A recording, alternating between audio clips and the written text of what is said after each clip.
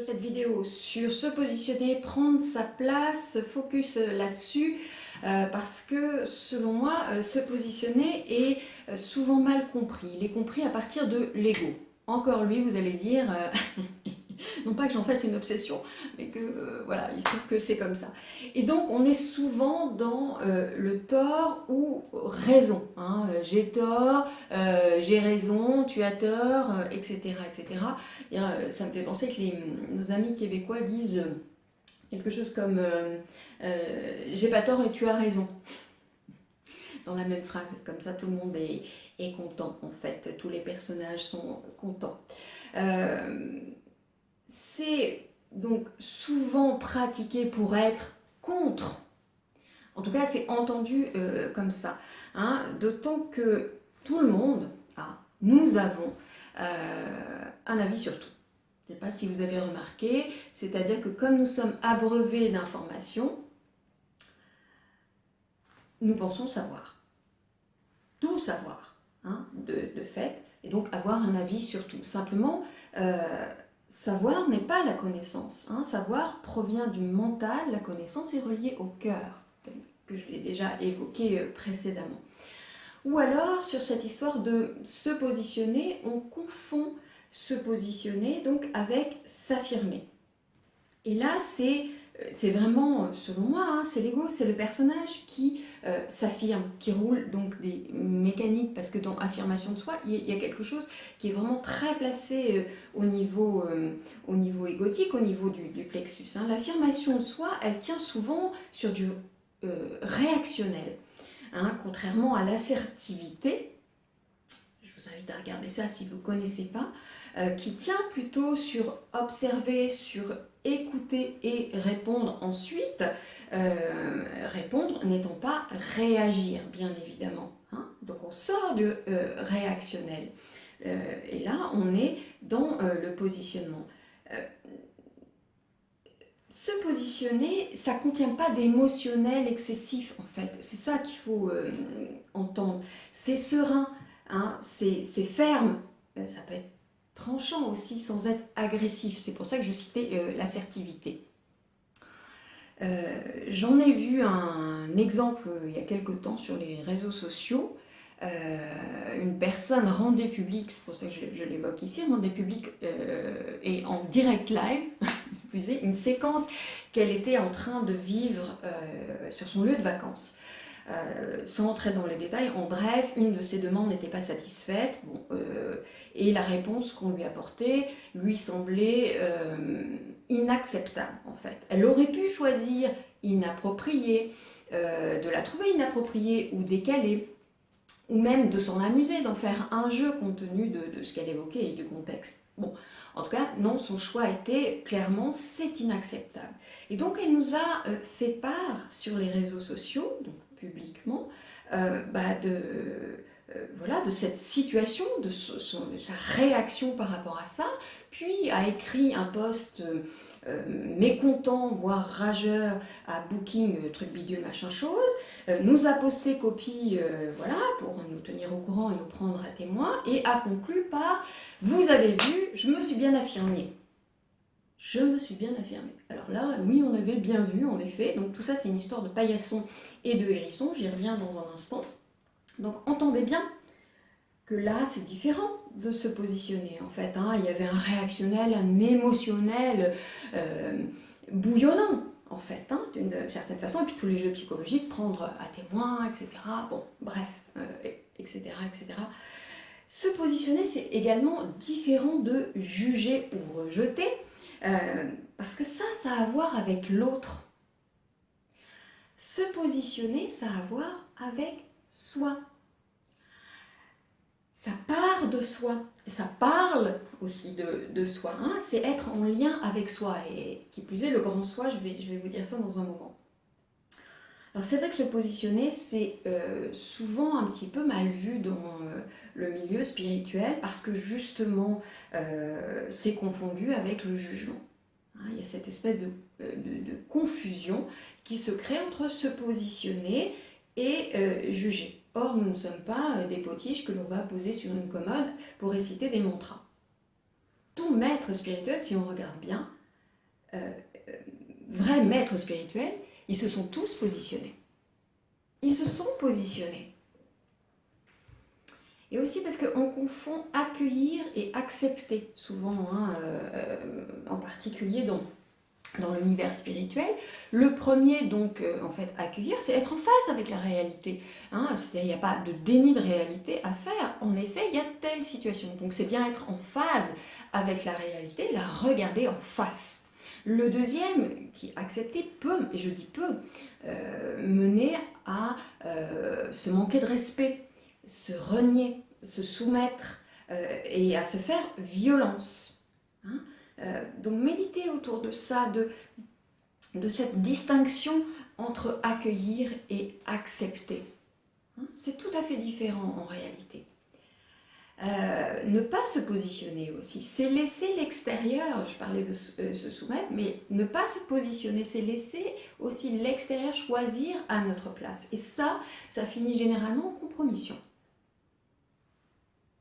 Quand on laisse choisir les autres à notre place. Donc on se retrouve avec cette espèce de diktat tacite, de nouveau conditionnement qui va nous conduire à du refoulement émotionnel. J'accepte, voilà, je ne fais pas qu'accueillir, j'accepte, et qui, ce refoulement émotionnel, évidemment, se retrouvera à un moment donné dans notre corps qui voudra nous parler, nous donner le message. Hein, et donc, ça conduit à développer ce que j'appelle, moi, le oui de soumission, cette posture-là d'être dans l'acceptation permanente et constante, qui est bien autre chose que de l'accueil. Donc, à entrer, à développer un oui de soumission, un oui pour plaire, un oui pour se conformer, hein, qui un jour, évidemment, explose en un non de ras-le-bol. Hein, c'est de ça dont je parle et que j'ai déjà évoqué quand je parle du oui paillasson et du non hérisson. Hein, ça tient en fait quand les principes féminins et masculins sont justement en distorsion. Hein, n'ont pas été rééquilibrés et réharmonisés et réconciliés. Tout ce que j'ai dit dans mes vidéos à propos du féminin et du masculin que je vous invite à revoir si ça vous intéresse. Donc se positionner n'est pas par rapport aux autres, en se comparant, hein, parce que si nous sommes tous interreliés, nous sommes tous uniques. Donc, je le redis, hein, ça part de soi, ça parle de soi, hein, véritablement. Et évidemment, vous le voyez venir, se positionner se fait à partir de l'être authentique. Si je parlais de l'ego, c'est qu'à un moment donné, je parle de l'être authentique. Hein. Évidemment, ça demande d'avoir entamé un dépouillement égotique, de bien se connaître en termes de valeurs, les valeurs étant différentes des croyances. Hein, c'est tout à fait différent. On travaille donc en soi, on pose chaque jour une intention claire. Aussi, on peut faire ça, je vous invite à le faire, de poser cette intention claire chaque jour, que votre être authentique se manifeste pleinement dans chacune de vos pensées, dans chacune de vos paroles, dans chacun de vos actes. Peu importe que vous y soyez reconnecté en conscience. Votre être authentique, il est... Voilà. Hein, c'est clairement, clairement là.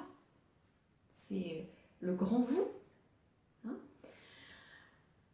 Donc le positionnement, il se fait à partir d'un espace en soi qui est pacifié, qui est en paix, qui est dénué de peur, de désir de plaire, de besoin de reconnaissance, d'approbation, de validation par autrui, de contrôle aussi, hein, véritablement. Tout ça étant relié en vérité au personnage, à l'ego, vous le comprenez bien.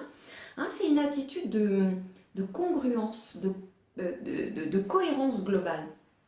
C'est une attitude sereine, qui peut être ferme sans être pour autant rigide, hein, bien évidemment. Alors ça demande une présence à soi, de la conscience, voire de l'hyperconscience, de la lucidité donc, hein, sur à chaque instant, qu'est-ce qu'on en voit et quel choix on fait et à partir de quel espace en soi. L'amour, la peur, hein, et c'est vraiment dans la confrontation entre guillemets, qui n'est pas affrontement, dans la confrontation à la réalité, dans l'expérimentation avec les autres, avec les situations extérieures, que ça se joue tout ça, bien évidemment. Se positionner, c'est aussi faire acte de foi. Par exemple, tout à l'heure j'ai cité la compromission, mais je suis plus précise là. Par exemple, de savoir dire non à quelque chose alors qu'aucune autre alternative n'est encore présente. Et ça, c'est vraiment de l'ordre de la foi et du respect de soi, en vérité. Hein, les deux sont mêlés. Une anecdote, sans entrer dans le détail, que vous avez certainement tous vécu. Un projet me plaisait, correspondait vraiment à ce qui était, voilà, ça résonnait pour moi, et la porte s'est trouvée refermée, sans véritablement de motif, comme ça. Il y en avait certainement un. Hein, en tout cas, voilà.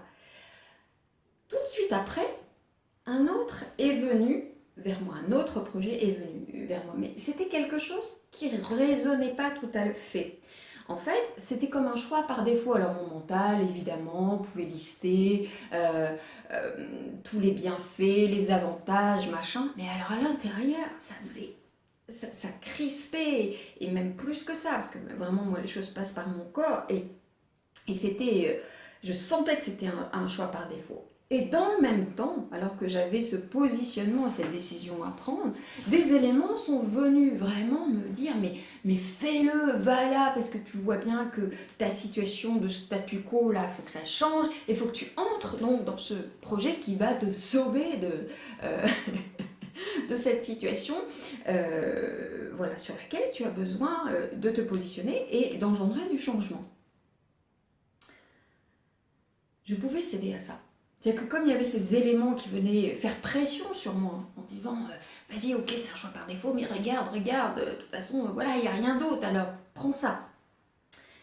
Et j'ai vu au-delà de la surface, parce que ça, c'était de la compromission. Un choix par défaut, c'est de la compromission. Hein, ça veut dire qu'on renonce à écouter son cœur. Ah oui, mais il n'y avait rien d'autre. Hein. Et donc je me suis respectée, c'est-à-dire que j'ai respecté les signaux qui m'étaient envoyés dans mon corps. Pas plus tard que moins d'une demi-journée, un troisième projet est venu à moi, qui me correspondait. Vous voyez ? Tout ça parce que je m'étais positionnée dans le cœur. Donc je respectais mon alignement et je n'allais pas vers la compromission, quand bien même il y avait pression, mais ça c'était un test. Et c'est important de voir les choses toujours de manière beaucoup plus vaste, sans mentaliser, sans tout analyser, décortiquer, écouter profondément en soi. La réponse, elle est là dans les 3 secondes qui suivent la mise en contact avec telle interaction, tel projet, tel... etc., etc. Et c'est vraiment d'écouter son corps. Quand on est perdu, on écoute son corps. Lui, il sait. Se positionner, donc, c'est honorer, je poursuis, son unicité. C'est honorer son unicité. Et donc, c'est prendre sa place. Et alors, pour les flammes jumelles, c'est tout à fait fondamental. C'est une étape essentielle. Alors, que de prendre sa place, hein, qui se fait évidemment pas après pas, en passant des paliers. C'est toute la question à nouveau de l'alignement qui se dit là dans prendre sa place.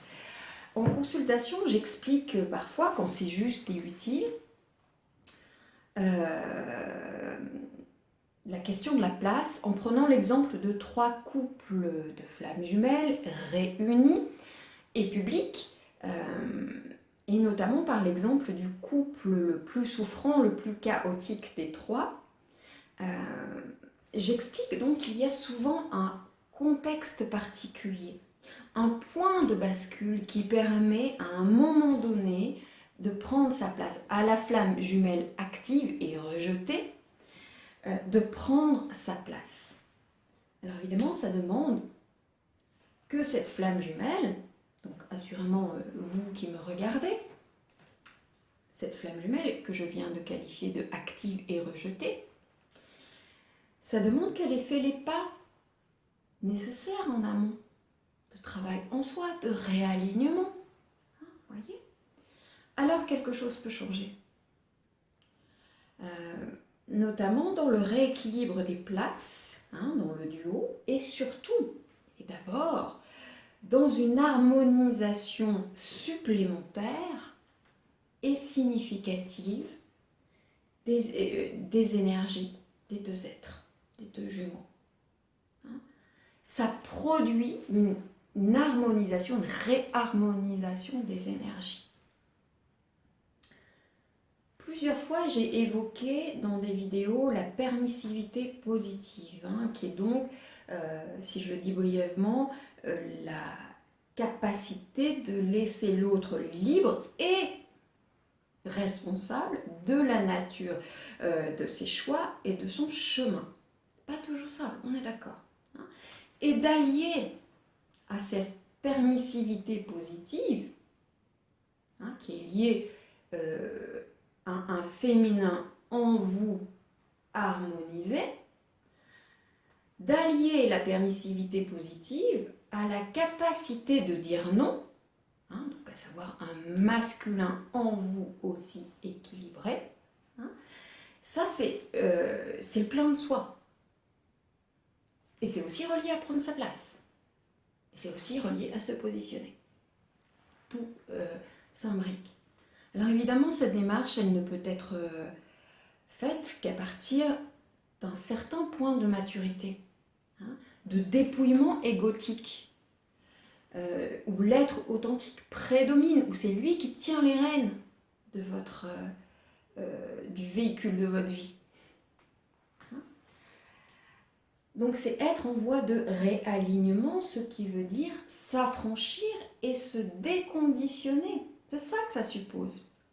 Parfois j'entends les gens dire oui, à travers cette relation de flamme jumelle, je me construis. Alors attention à qu'est-ce qu'on dit quand on dit ça. Je l'ai encore vu récemment. Il n'y a pas à se construire, sauf à ce qu'on soit très déstructuré, qu'on manque d'ancrage, mais ça c'est autre chose. Mais il ne s'agit pas de se construire, ce qui serait relié au personnage. Il s'agit de se réaligner. C'est tout à fait différent. Et c'est relié à tout ce qu'on vient de se dire, se positionner, prendre sa place, et ça part de l'être authentique. Et donc ça suppose ce que je viens de dire, à savoir s'affranchir et se déconditionner. Vraiment. L'être authentique, lui, il n'est pas chargé de bagages, de conditionnement, de mémoire, de croyances, de schémas sclérosants. On est d'accord. Donc attention à ce que vous mettez dans construction parfois. Donc c'est tout ce travail profond que je propose depuis plusieurs mois maintenant avec le programme Au Zénith de votre soleil. C'est vraiment ça quand je parle de se réaligner à sa signature vibratoire et quand je parle de manière succincte parce que ma guidance n'a pas souhaité que ce soit détaillé de tout l'aspect de déconditionnement, de purification, de dégagement, mais bien au-delà de cette incarnation-là. C'est quelque chose de très profond qui va travailler tous les corps, qui va travailler sur les principes féminins et masculins, qui va travailler de manière extrêmement vaste et qui évidemment va vous emmener là où vous pouvez aller. Hein, il n'y a rien de forcé et qui évidemment s'étale dans le temps. Hein, donc c'est vraiment ça ce travail profond, parenthèse refermée. Et ça demande du cœur et du courage. Et c'est de ça dont on a besoin actuellement. Vraiment, dont notre monde a besoin de cœur et de courage. Je dis souvent que nous sommes à la croisée des chemins. Hein, véritablement, il y a plein de signaux qui le disent. C'est d'ailleurs pour ça que nos âmes ont choisi de s'incarner en cet instant précis. Hein. Si on regarde sur le plan cosmique, les gens qui sont dans l'astrologie peuvent vous le confirmer. Il y a des tas de signaux qui parlent de ça. J'ai parlé dans la précédente vidéo, j'ai commencé à parler de l'ascension de manière un peu plus précise et du lien avec les flammes jumelles. Et j'aborderai d'autres points prochainement dans ce sens-là. Donc nous sommes à cette croisée des chemins. Et c'est vrai que l'actualité nous le montre plus que jamais. Et là, à nos portes. Jusqu'ici, c'était souvent un peu lointain, alors bof, voilà. Là, c'est là, à nos portes, ben voilà une belle occasion, tiens, de tester son positionnement. On est éprouvé, là, hein. actuellement? Est-ce que se laisse-t-on embarquer par la dualité qui bat son plein, hein, avec les bons d'un côté, les méchants de l'autre, alors que tout est tellement plus subtil et plus complexe que ça, hein, comme si tout était noir ou blanc. Et d'ailleurs, j'ai mis ce vêtement exprès. C'est un choix, c'est un positionnement que d'être habillé en noir et blanc au moment où je vous parle de positionnement et au moment où je suis en train de vous dire ce que je suis en train de vous dire. Va-t-on donc se laisser embarquer là dans toute cette dualité, hein? Va-t-on nourrir les égrégores d'énergie involutive qui se gargarisent actuellement des peurs, de la rancœur, de la violence? Il faut avoir conscience de ça. Là, c'est le super banquet actuellement. Je ne dis pas qu'il ne faut rien faire. Je dis juste d'être conscient. Hein, puisqu'on parle de positionnement. C'est difficile actuellement. On est vraiment très éprouvé et testé, hein, sur cette histoire de positionnement qui n'est pas réactionnel et tout ce que je viens de dire. Hein. J'ai posté ce matin sur Facebook que parce que les images, les mots portent une énergie, je choisis parce que c'est un choix, car c'est un choix. Je choisis de porter attention et soin à ce que je partage, à ce que je relais.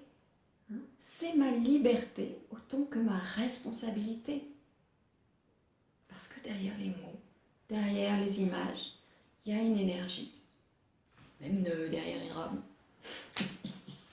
J'ai publié il y a quelques jours sur mon blog un billet nommé « Quand rien n'est rejeté, plus rien n'est séparé », où j'invite à la réconciliation avec un grand R. Vous savez à quel point ça me tient à cœur. J'en ai souvent parlé dans mes vidéos. Et il y a une partie de mes accompagnements, tous les accompagnements en réalité, mais une partie qui porte même ce mot-là et cette énergie-là profondément. C'est un positionnement que d'inviter à la réconciliation, de tenter de voir au-delà,